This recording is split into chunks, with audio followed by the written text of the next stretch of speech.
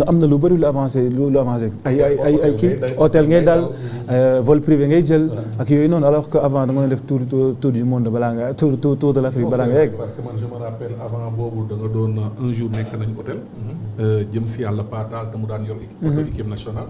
imaginez Demba Diop lañ daan dem ñun ñëpp ñu dajee foofu ñu récupérer ñu pour yóbbu ñu Thiès. am na année boo xam ne dañu am match contre Mozambique fii. mais match boobu. hôtel bu ñu dem ñu génnee ñu. je me rappelle demoon nañ ba hôtel Kumba Lambaay bi nekk. parce que du ngeen fay tamit. exactement fédération bi du fay. non daaw ça il faut le dire. hôtel Dakar yu bari dañuy ragal jël leen. parce que bu ñu paree ba compétition bi dem du ñu fay hôtel bi. mais je suis entièrement d'accord avec toi. lu demee ni hôtel Sunugal c'était la même chose li Famara di expliquer c'est-à-dire c'est des problèmes yoo xam ne ñun ñëpp dund nañu mais quand même.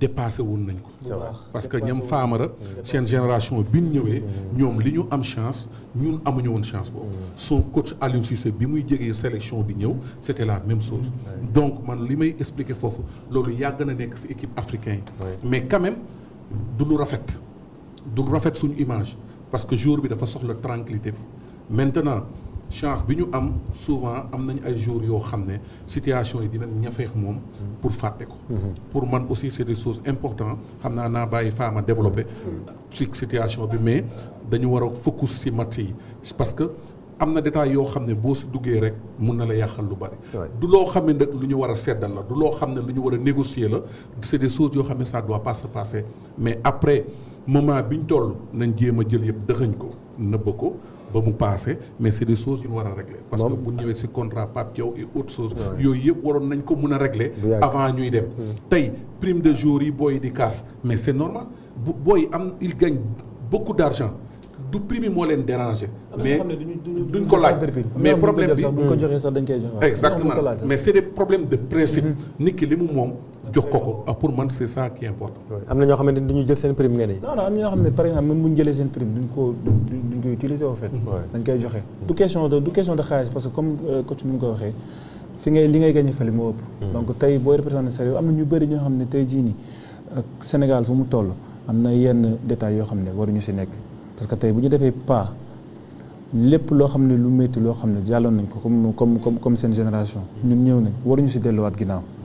tey booy dem dem ci jàmbaarloo ci dëkk international ça se voit à tous les niveaux ñoom seen léppay pare tey munoo dem yóbbuwoo sa chef cuisinier nit ñi doo xam lan la ñuy lekk donc te jour am na fooy toll da nga war a lekk bu baax da nga war a nelaw da nga war a noppalu am na lu bëri loo xam ne tey ji waroo ko def sa bopp comme contrat coach bi tey am na tubaab yoo xam ne loolu doo ko xalaat sax c'est impossible am na ñoo xam ne doo ko xalaat. tey marocains yi mën nañu ñaawal de bu baax sax parce que tey lu ñu xeex tey ba yàlla def ñu commencé di gagner compétition yi ñu respecté fépp mais dafa mel ni dañuy delluwaat ginnaaw cër boo xam ne joxoon nañ ko Sénégal yi mën na leen ko bañ a joxati parce que ay affaire ay détails yoo xam ne tey jii waroon na mën a ñàkk. mais bu ñu waxee football léegi parce que c'est vrai que coow la boo xamante ne. des na bëggoon wax pour jox exemple. man personnellement dal na ma en équipe nationale. man j'étais l'entraîneur de l'équipe nationale de beach soccer. sama contrat waroon jeex avant mois de décembre. léegi coupe du monde bi ñu reculer ko waat biñ ko reculer xam nga day fekk sama contrat jeex. mais bi sama contrat jeexee pour ñu renouveler waat sama contrat pas du fédération bi fi nekkoon. pour ñu renouveler waat sama contrat problème la. léegi ça veut dire j'avais 1 an et 1 an option. kon xam nga immédiatement boo commencé liggéey option bi dafa war a continuer. mais dafa continuer mais période bi may libéré en équipe nationale exemple maa ngi woon sama biir contrat tey jii bu ma neexoon damay demander ne lii da ngeen ma ko war a fay. mais pourtant demandé wu ma ko pour joxe exemple le cas de Pape Thiaw pour man c'est un manque de respect. parce que ce qu'il a fait pour l'équipe nationale fi mu yóbbu équipe nationale. d'abord man dama njëkk a kaas ne. contrat bi ñu ko waroon njëkk a jox waroon nañ ko jox 2 ou 3 ans. mais seulement ñu ngi ko jox presque 18 et quelques mois. déjà loolu mooy dafa mel ni wóoluñu ko woon mu dem Coupe d'Afrique prouvé pour man avant muy génn Sénégal waroon na téye contrat am si loxoom parce que loolu day dalal xelam. day dalal liggéeyam. bëgg naa ñu wax ci football parce que en plus ça je pense que c'est un mauvais signe hein. On parle plus de ce qui se passe en dehors du terrain que ce qui se passe sur le rectangle vert mais tey jii bu ñu waxee football. parce que foog ñu qualifier quand même. perdre nañ contre la France ñu ngi jëm ci Norvège te ñëpp xam nañ ni Norvège moo jël paie ci groupe bi. dañuy bëgg ñoom tamit am un résultat positif comme le dit coach Mamadou Diallo. naka la ñu war a aborder match bi pour yow Famara. non avec beaucoup de sérénité parce que bon tey match bi match contre France bi tamit war nañu mën a jàngal lu bëri. parce que tey Norvège tamit du équipe bu ndaw comme ni nga ko waxee moom mooy premier ci groupe bi et je pense que les joueurs ils sont conscients que tey jii à part ndam moom amul leneen. donc le plus important mooy rester focus sur le terrain et je pense que liggéey nañ loo xam ne tey war nañ mën a jàmbaarloog ak Norvège te war nañ ko mën a daan tey. tactiquement lan nga xalaat comment on doit aborder ce match face à quand même des combattants les Norvégiens ñëpp xam nañ leen ni que ils vont rentrer dedans. De l'attaque à la défense on parle de Erling qui est carrément un bulldozer boo xamante ni axe bi loolu naa ci laaj coach yow comment retenir Alan. mais taxawaay bi naka la war a demee pour yow. non parce que c'est un avancement. moo tax muy reetaan quoi. non bon ñu ngi focus trop ci Alan mais bon am na yeneen joueurs yoo xam ne tey jii mun nañ ñu gaañ. mais bon techniquement war nañ pare et voilà bañ leen xaar parce que tey c'est vrai que ils sont très dangereux surtout dans l'attaque mais bon je pense que ne am na niveau tactique yoo xam ne tey Pape Thiaw def na ko et bon buñ leen bàyyi daal ñu football buñ leen may espace bu bëri et voilà ñu jéem a dal seen kaw parce que xam nañ ñoom ils sont costauds ils sont forts dans les duels ils sont très bons donc à nous de casser ce rythme. Avec du jeu parce que ñun je pense que depuis Pape Thiaw bu mu ñëwee tamit ñu ngi installé jeu boobu noonu on est beaucoup plus une équipe possessive avec des combinaisons avec des appels en profondeur à l'stade de Nicolas Jackson wala Ibrahima Mbaye donc point yooyu war nañ ko mën a utiliser bu baax quoi. tudd nga Ibrahima Mbaye est-ce que jàpp nga ni dañu war a donner plus de chance aux jeunes ou pas ou on doit parce que bon je sais que doo ci bëgg muyu mais le débat s'est lancé dernièrement les cadres n'ont pas été au rendez-vous mais est-ce que dañu war a may chance boy yi parce que am nañ quand même ay pépites. non de question de may chance sax am na loo xam ne tey jii nii boo amee benn joueur boo xam ne il est tout le temps décisif quand il rentre donc faut lui donner sa chance aussi. Ibrahima Mbaye waaw faut lui donner sa chance man loolu laa gis parce que bon li muy montré si 15-20 premières minutes yi am na ñoo xam ne ñu ngi joué te wane ñu ko. et à chaque fois quand il rentre c'est soit il fait la différence à chaque fois. donc c'est un jeune qui grandit c'est un jeune qui joue ci équipe yu gën a mag yi ci en club donc dafa opter pour Sénégal à l'âge de 17 ans loolu ñu bëri ñoo xam ne tey tàmmuñu ko te duñ ko def. dañuy xaar naan damay xaar France wala dara mais moom dafa opter pour ñëw pour jouer Sénégal et à chaque fois il est bon. donc war nañ ko mën a jox chance am au moins ñu xool lan la ñu mën a apporter peut-être ci 90 minutes.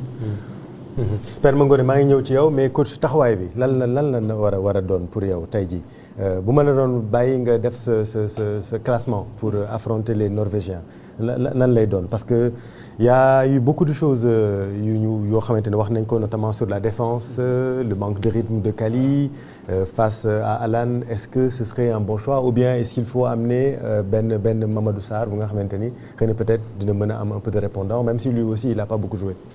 oui xam nga pour man wax directement sur le problème de classement day xaw a compliqué.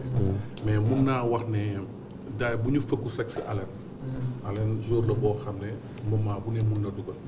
mais bu ñu fàtte ne même bu fekkee moom Norvège dafa am yeneen jours si milieu terrain bi. jours yoo xam ne sont plus que dangereux. maintenant pour man le point bi si ëpp solo mooy match la boo xam ne dafa laaj réflexion. parce que tey c'est sûr que Norvège bi ñuy jël du ñëw attaquer Sénégal day xaar Sénégal. parce que lu tax muy xaar Sénégal parce que Norvège aujourd'hui il a 3 points France am na 3 points Norvège du ñëw ne day jaay boppam. parce que Norvège aujourd'hui lan moo ko soxal mooy qualification tey jii danaan man Sénégal bu ma ñëwee attaquer ko mun na jaar sama kaw. léegi man damay taxaw xaar ko parce que aujourd'hui si Norvège décroche benn point mooy déjà qualifié na premier tour. donc Norvège day jouer man sama xalaat bu gàtt du ñëw attaquer Sénégal léegi nag ñun ñooy attaquer Norvège mais buñ koy attaquer nañ ko attaquer intelligemment. dañu obligé on est obligé. Oui, non, c'est-à-dire, moi je dis même pas on est obligé. Parce que, si nous faisons Sénégal, pour gagner, c'est extraordinaire, c'est bien, avoir 3 points. Mais aussi, si on n'arrive pas à gagner 1 point, c'est bon. Parce que, si la Norvège gagne, moi presque perdre le tournoi. Maintenant, calcule parce que ce tournoi, le premier, deuxième, troisième, qualifié premier tour. Calculer. Est-ce que nous avons maturité technico-tactique. Moi, je pense que si c'est tournoi, c'est des calculs. Parce que contre France, c'est ce parce que contre France, deuxième mi-temps, si nous pouvons calculer, nous ne pouvons pas non, parce que, exactement. Parce que contre France, France dafa nek benen match parce que France dafa ñëw premier mi-temps ñu mëne ko. Légui dem am ñaari occasion de but ñu am ñun ñu japp né war nañ mëna gagner France. Ñu ubbi wat jeu bi. Te or que benn moment jeu bi dafa compacté woon ba France mënul woon dugg loolu moo ñu sonal Famara xam na li may wax parce que je me rappelle ñoom bi ñuy jouer Coupe d'Afrique bi ñu njëkk a gagné trophée bi mooy à Bafoussa mais c'est des matchs yoo xam ne c'était difficile mais dañ ko négocier parce que tournoi da nga koy négocier tey aujourd'hui équipe bu Norvège tey mënoo ko gagner c'est super mais mënoo ko gagner mais defal ndànk même boo jëlee benn point baax na mais ñun 3 points lañ soxla mais lii si bon mooy bul perte benn point bi parce que boo ko pertee mooy presque ce tournoi pare nga si léegi nag Norvège pour jouer moom pour man li nga war a def mooy il faut que nga jouer attaque rapide bu gaaw parce que norvégiens yi foog nga surprendre leen tey jii boo xoolee seen force bi yëpp si entre milieu bi la nekk ak attaque bi défense bi dafa xaw a faible tuuti comme défense dafa faible tuuti pour man attaque bu gaaw la ñuy def ak ñoom mais nag ak intelligent parce que Norvège bu taxawee xaar la aussi tamit yow nga ñëw ne da nga koy attaqué te demoo moom xel aussi tamit bu récupéré moom day dem dugali ji te ku mel ni seen avant centre yooyu pour man dañu gaaw boo xam ne ba pare Alan li muy raté bariwul aussi tamit pour man c'est un match de calcul Sénégal peut gagner ce match c'est un match pour man c'est ouvert ñun mun nañ ko gagner comme Norvège mun na ko gagner peut-être ñun légèrement ñoo ëpp Norvège avantage parce que lu tax parce que Norvège dafa nekk ci calcul ñun malgré que ñu ngi ci calcul mais ñun coûte que coûte dañ soxla benn victoire donc nañu def ndànk ci match boobu bañ a insister ne dañuy jëli 3 points parce que c'est un match de calcul parce que boo ko insister mun nga perdre match mais c'est possible ce match-là ñu gagné ko aussi.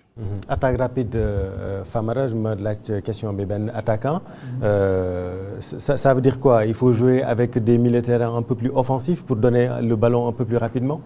Donc parce que Pape Gueye ñëpp tamit wax nañ ci match on dit qu'il est lent certains disent que non c'est son style est-ce que dañu war a miser ci ban xeetu profilu milieu de terrain dañu war a miser aussi. Pape Gueye c'est vrai qu'il est lent dans le jeu mais c'est un joueur très important en équipe nationale. Dans l'équipe nationale, il est très important.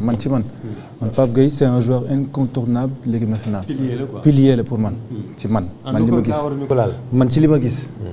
Parce qu'il est bon dans les duels aussi. C'est vrai qu'il est lent, mais j'aime là. Et c'est pas pour autant qu'il peut marquer, il peut faire la différence, et il peut faire beaucoup de passes. Après, comme coach nous l'a dit, attaque moom dafa war a gaaw. dafa war a gaaw et puis voilà les surprendre coûte que coûte. dafa war a gaaw donc ku yéex bokkoo. man loolu laa jàpp. est-ce que kon Sadio dafa war a départ pour yow. non Sadio dafa war a départ tamit. parce que